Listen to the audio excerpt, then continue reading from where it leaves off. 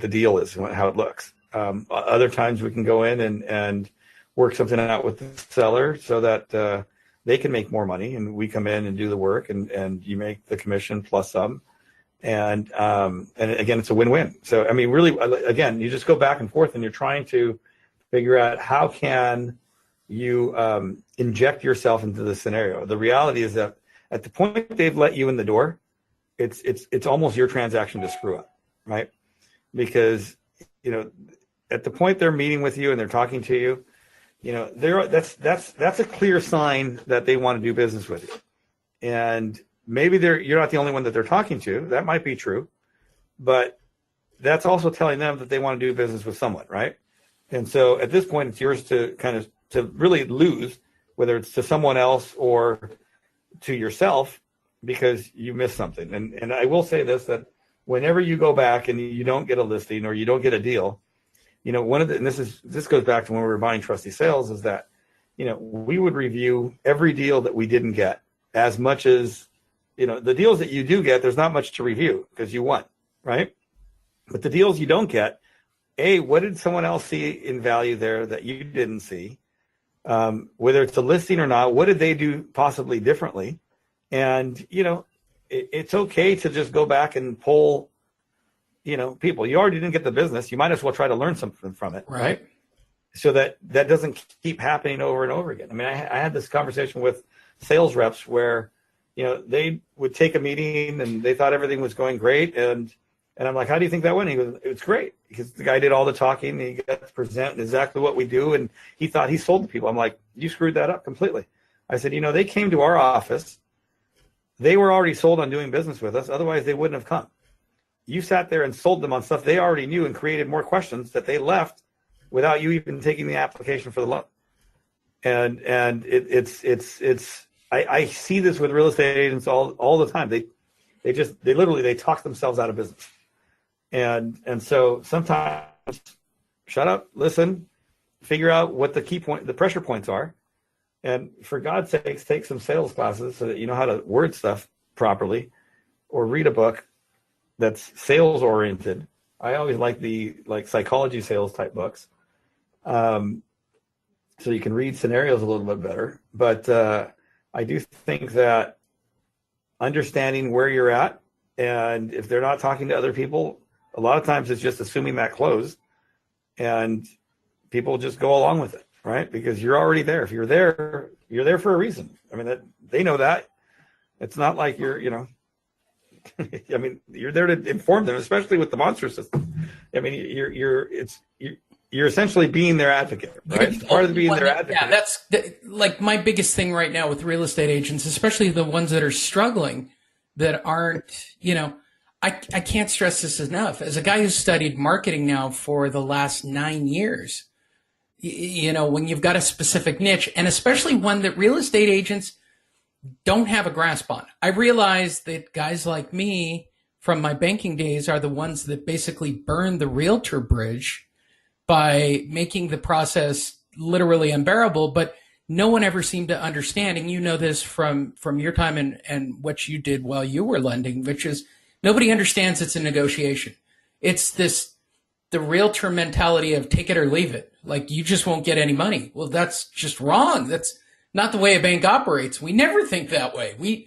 You can't threaten somebody who's got a salary, who's already getting paid. Like, I'm getting paid on Friday. You're not. You're not getting how this plays out. And I look at that history and go, oh wow, this is why real estate agents shy away from working with homeowners that have missed payments. They just automatically have a mindset. It's a short sale. No, there's equity in the property. Lots of people go into foreclosure who have equity, and it's mind-boggling to me on a scale that I can't even.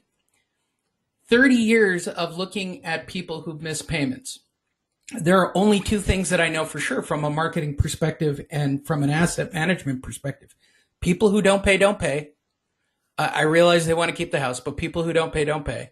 And number two, that real estate agents really just fundamentally believe that getting involved with somebody who's missed home payments, missed their mortgage payments, is a nightmare as a real estate transaction. And that's crazy to me. It's just literally crazy to me. I agree. I don't know how anybody, I honestly, Robert, you've worked in distress for a long time. How does anybody let their house go to sale if they have equity and believe that they're going to make the same as if they didn't sell the property right now? Like that to me, after 30 some odd years of looking at the behavior of homeowners who miss payment, I'm literally astonished when I stand at the door. Got it all handled. I've got it all worked out. Don't worry. I got this. Dude, you have equity. Like you don't have a plan B. You don't know what you're going to do. You're trusting a bank or you're trusting a lawyer. You're actively showing up as being as having a sale date. Whether or not that's actual based on, that's a whole different discussion. But the reality is they've gotten it that far, and how they let it go to sale and not even look at the option of, hey, look, why don't we, get you as much money out of these walls before somebody does it for you? And they just don't. They don't. And I blame real estate agents, and I blame people like myself for making that market so difficult.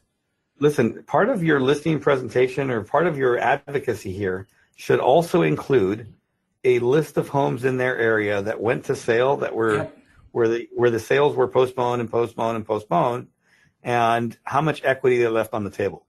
Because the reality is, look, there's a lot of slick attorneys out there that can stop foreclosure, right? And they're going to stop the foreclosure for whatever period of time that X is. And what happens, though, is that while they're stopping these foreclosures, these homeowners, they're not paying towards the bank, they're paying towards the attorney, and they're digging themselves in a deeper and deeper hole to where eventually they're stuck in a situation where they have no choice but to sell it, because they're not going to be able to clear that payment even through bankruptcy. They're not going to be able to sit there and go and say, hey, we can afford this much payment to cure the back payments plus my regular payment. They just can't do it. And so if you sit there and you get them to see the reality of the situation sooner, that's more apt to be a sale for you, whether it's a buy for as an investor or not. But if you sit there and they've got equity, you say, look, here's the equity. I get you want to live here, right? And you want to stay here and you're trying to figure out a way, but this is the road that that you're going down. And here's the road that other people have gone and they've had the same thought process, and here's the outcome. And sometimes that reality may just, like, for the logical people, they're going to look at it and they're going to say, okay, I've got to make a change, right? I mean, that's the reality. And so if you can show them, look, get out of this and have a plan. And part of being an advocate is being able to sit there and say, okay, and follow through with them and say, hey, all right, this has happened. This was a life event. You've now changed. You're going to end up with X amount of capital or no capital, but here's how you go forward from that. Because part of them not acting might just be fear. And if you can calm that fear, then you're going to help them act. So, show them the scenarios and show them, I mean, as much as you can, really, at the end of the day is, and some people, they're going to listen to it and nod their head and they'll never act, because there's just people that will just never act. And you have to know which ones those are and be able to read that scenario so that you don't waste your time, because your time is money. And so that you just move on to the next one and stop. I see wholesalers all the time, and they're trying to make a deal that's just not a deal. And I'm like, look, you can keep pitching this out. It's not a deal because the numbers don't work. That's it. If the numbers don't work, they just don't work. Move on to the next one. My last question for you before we start getting to questions. You have a vast career in the real estate field, both sides, lender, investor, facilitator. I think you're a facilitator these days, more or less, more than some. Has there ever been a period, this is kind of like a push for the monster system that I don't understand. Has there ever been a point in your understanding of real estate history where there hasn't been people that have missed home payments?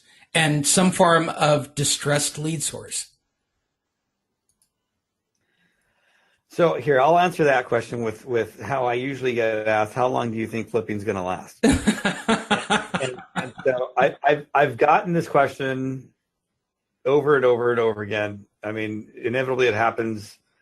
I've been in the business. This is my 29th year or my 30th. I think it's. Yeah, you've been around. I might be I think it's my 30th year now. And it's been the same every year, that there's always opportunity. Right. And if you look at just forget about just the cash buyers, if you look at all the hard money lenders that are out there, and how many of them are now doing $1 billion plus a year, that there's a lot of business out there. I mean, and there's a lot of business out here in California. I mean, every time you see a house that's rehabbed, you can tell the ones that are flipped. I mean, they're pretty easy to spot. And, there's always opportunity, because there's always a seller that just wants the money, whether it's because of health concerns or relocation, or they inherited a property. Because, I mean, last time I checked, people still die. And when they die, sometimes they leave a property that's not in the greatest condition. There's a lot of family members that, don't keep up their parents' homes, and then when it comes time to sell and they're dealing with it, it's more of a pain in their ass than it is a windfall for them, that they just want out. Especially, the highest likelihood of a sale that is going to list within like 6 months, actually within 3 months, 3.8 months when we were doing our data analytics. And this is going back like now 2 years when we ran this data, but was a property that was inherited, where the heirs already owned other property that had debt, and the house they inherited had debt. Those homes get listed almost immediately. And it's such a high likelihood, because it's a pain for them to deal with when the house needs work. And so they can't just rent it out without having to put out money. And the heirs already have their own lives. They have their own mortgage. They have their own expenses. And that's the highest likelihood of something that's about to list. If if you can be efficient in figuring out which ones those are, then that's a great source for you.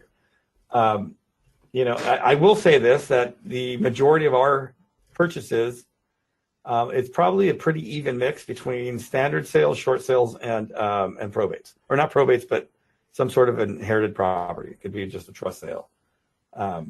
So that's, and it's pretty even. Probably one third.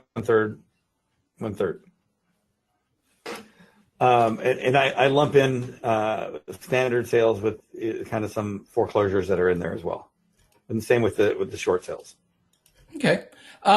So for anybody in the country who has questions, maybe they're investors, maybe they're realtors, wherever they are, how do they get a hold of you? All right, so I'll give you. I work best via text message, by the way, because it's the easiest way to reach me. It's 949. Well, actually, here, I'll give you this one. It's 310-345-2696 is my phone number. You can reach me there, or you can email me at robert@aremodeledhome.com, and I will put that up on the let's see, questions. And I'll put it in the rebroadcast notes as well. And I want to make this clear, because Robert sees the world like I do. Don't get hung up on, he just does deals in California. Every lead is a potential source. Trust me, Robert's into referrals and working with others, no matter where you are. Again, mind-boggling, especially when I was back in my IndyMac days. Well, we're not selling IndyMac products. Really? You don't think we don't have referrals? You don't think that there's somebody else, there's some other lead source to be had from? Every deal has a deal. I don't know why the mindset isn't that way. Well, if I'm not getting the listing, I don't care. Really? That's your whole take on it as a real estate agent. You're not getting the listing. You're not going to work with I don't work with buyers. Okay. Everything to me is a lead source that is a potential for generating income. And that's the way it has to be addressed. So again, I think, go ahead. Yeah, no, I mean, listen, as a real estate agent, you have to realize that you're really in